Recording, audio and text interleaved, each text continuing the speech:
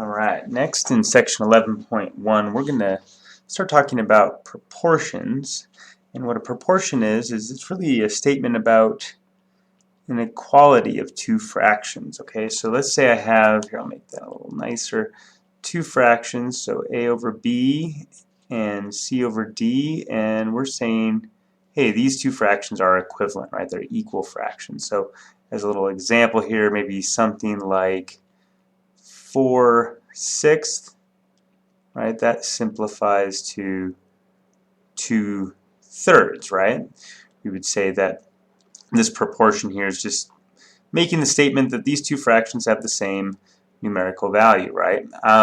Now, one equivalent way we can write this statement here, I'm going to go ahead and multiply both sides of this equation by the common denominator, or a common denominator, b times d. So I'm going to do that over here, and I'm going to do it over here. Okay, and now notice on the left, okay, the b is going to drop out there and there, and then over here the d is going to drop out, and so what I'm left with there is a times d, and that's equal to what? C times b, which I'll go ahead and just write as BC. Okay, so this is all a little bit cluttered here. I'm going to write this one more time. Okay, this right here, okay, is sometimes referred to as cross multiplying, right? So what are we really doing here to get to AD equals BC? Well, I'm multiplying these two, the numerator of the first fraction, the denominator of the second, and then I'm multiplying these two together, the b and the c, and that's going to give me the right side, and we're saying that these two are the same. Okay, so in question 8, which we'll do here in a second, we see that we have to solve for the variable that makes the proportion true, and so this sort of thing, this what we'll call cross multiplication,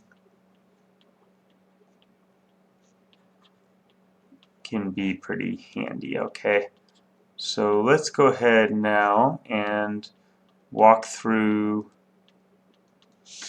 question number 8. Alright, so I'll go ahead and pull that up here. There's all the problems. And so now looking at, say, at part A, alright, we're looking at something like this. Well, we have,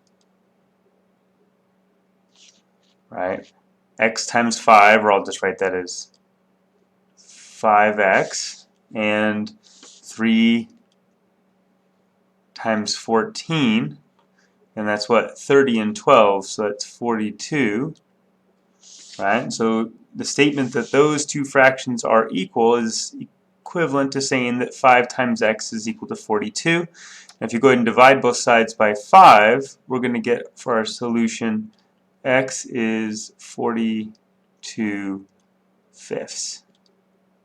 Alright, and so that would be our answer there.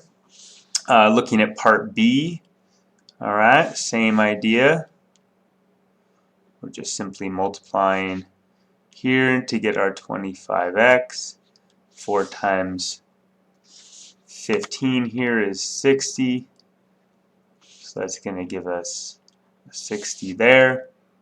And so now 25x is going to equal 60.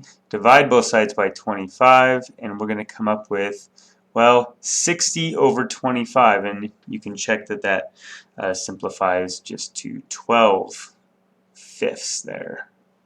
All right. Now for C and D, you got to be a little careful.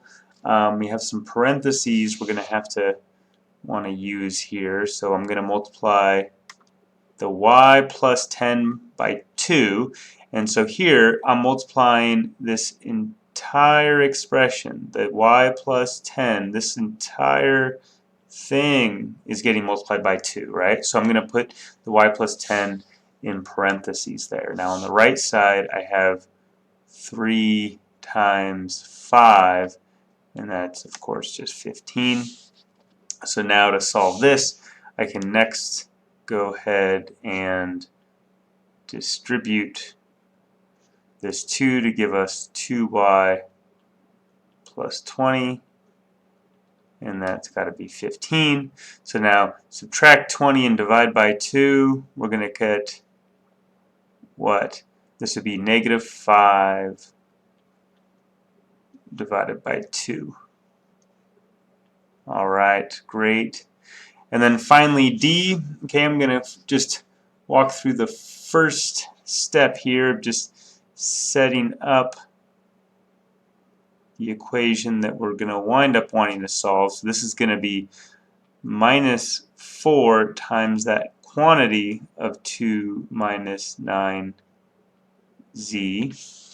And then we're going to have over here the z minus 7 is going to get multiplied by the 3, so that's going to be 3 times the quantity z minus 7. And so now we have to solve this equation, and I'm going to go ahead and leave that to you. Oops, that's not a z. That should be a z there. Z turns out to be negative 13 divided by 33. So go ahead and be sure to check that, make sure you can get that answer. And that's going to do it for question 8.